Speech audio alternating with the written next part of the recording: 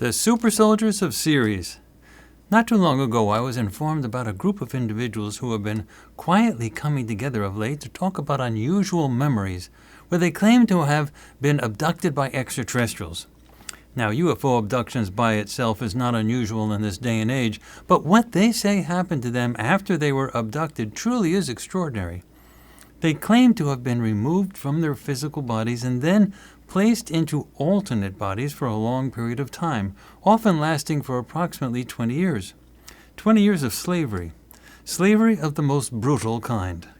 This subject, I'm getting the sense that he doesn't think there's anything wrong with what he's doing.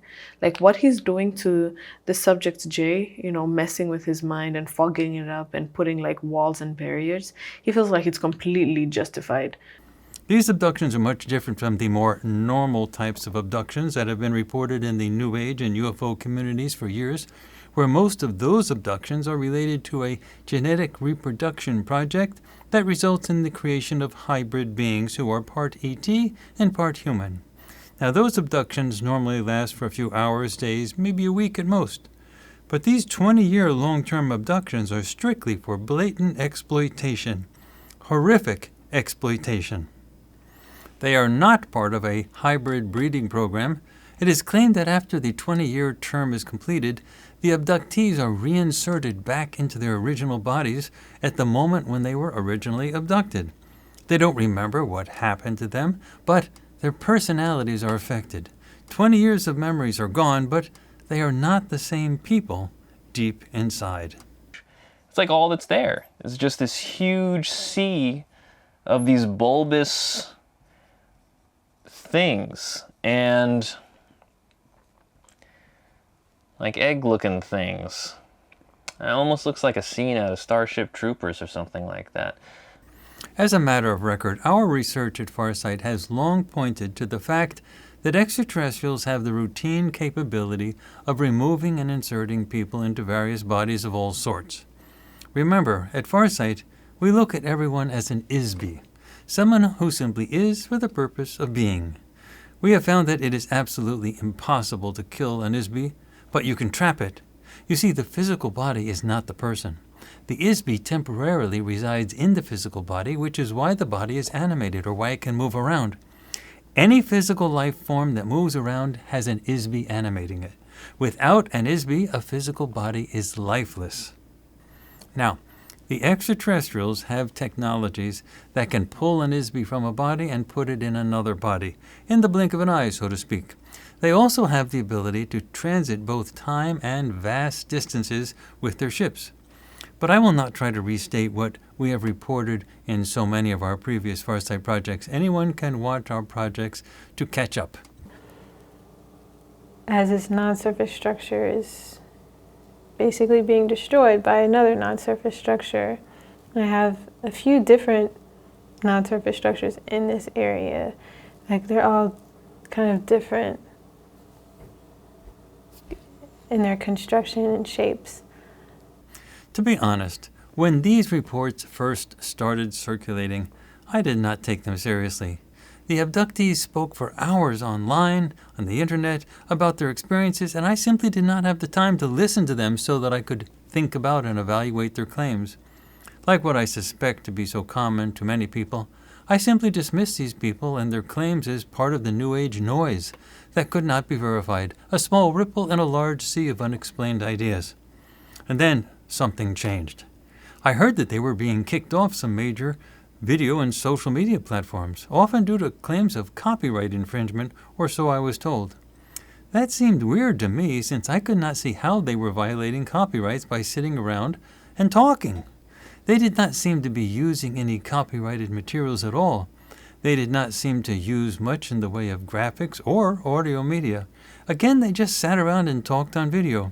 And I could not see why anyone would care about kicking them off of a social media outlet, since they did not appear to be attracting a lot of attention. And I could not even understand how many people could watch them, given how long they talked. Time is precious in this busy world, and they seem to use a lot of it. So why kick them off? I wondered what was going on. Obviously, somebody must have been listening to them, somebody who had the power to kick them off social media platforms and who did not like what they were saying. At least, that's what it looked like to me. I'm moving so far into the depths of his mind where no blocks can come. Because we have a space that just belongs to us. That's where our memories are stored.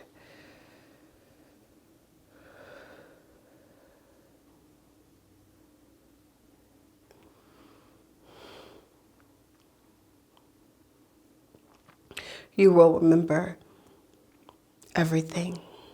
Then, one of the so-called abductees, Tony Rodriguez, very recently published a book, Ceres Colony Cavalier. Out of curiosity, I read the book. For me, that was easier and more manageable than listening to hours of discussion on video. What struck me most about the book was how closely some of the descriptions of extraterrestrial behavior were with respect to our remote viewing results at Farsight, especially with regards to extraterrestrials who we consider negative or oppressive. Again, out of curiosity, I created 2 targets based on material in the book, and I assigned the targets to one of our Farsight Mysteries projects to be worked on by our remote viewers under our normal blind conditions. If the targets turned up garbage, then I would have simply discarded the results and moved on to another project. But the remote viewing sessions for these 2 targets did not turn up garbage. In fact, the results seemed to strongly confirm 2 important parts of Mr. Rodriguez's memories as reported in the book. This subject is in subject C's head. He's running. He's like, whoa, and he gets to make it a couple steps that way before this guy gets to him. But these 2 guys, they just, the other more grumpier looking subjects or feeling subjects, they just get got. But there was more, much more. You see, most abductees do not remember what happens to them during an abduction. But for the normal or run-of-the-mill abduction experiences involved with the hybrid creation program, the memory blocks are easy to bypass with hypnotherapy and sometimes without. But for these long-term, 20-year-long slavery abductions, it seems like the instructions to forget are much stronger for those abductees. It is like someone really does not want the abductees to remember these things. Well, as we found out, it seems that the main reason for this is because the subjects doing the abductions are trying to cover up that the slavery system is operating at all. And so extensively, in the sense that those who are operating it know that what they are doing is illegal in some sense of the word, and they would be in serious trouble if they were caught. Indeed, our data suggests that a whole bunch of people would be in trouble if the existence of the program became public knowledge, including a lot of humans on Earth who are participating in one or more aspects of that system. Like maybe he feels somewhat superior to Subject C, but there's also something he's looking into. He wants to know something about Subject C. Something's interesting about him. And so doing a deep mind probe of Subject C, he feels pain, he's feeling uncomfortable, he's like under a lot of stress. And Subject A is telepathic subject. He's looking into Subject C, just like the way that he does things. There's like a quality that he's looking for in Subject C. Why is this project called the Super Soldiers of Ceres? Well, some of the people who are beginning to remember their past long-term abduction experiences call themselves super soldiers. These super soldiers are used as a slavery mercenary force to fight battles, and when they are killed, they are simply reinserted into new bodies and sent out to fight again. Moreover, the bodies are hyped up with both technology and drugs to make them, well, super soldiers, fighters who have extremely advanced fighting capabilities. Well, Tony Rodriguez is not a typical super soldier since he had only one short stint as a fighter, and most of his reported experiences are of a much greater variety. But he seems supportive of the overall community of long-term abductees, including the so-called super soldiers, and he indeed seems to be an inspiration to others who are trying to tell people about their 20-year horror stories. In the case of Mr. Rodriguez, he claims to have spent a lot of time handling a variety of different jobs on Mars and on ships that are based in the hollowed-out interior of the asteroid planetoid Ceres, part of what he says are a secret space program. So, this new Farsight project is actually an exploration of two of the primary experiences that Tony Rodriguez reports about in his book and in his discussions online. We want to go to two of those places, Mars and Ceres, and see if the stuff he reports about actually exists. There's an interaction between both subject A and both subject C.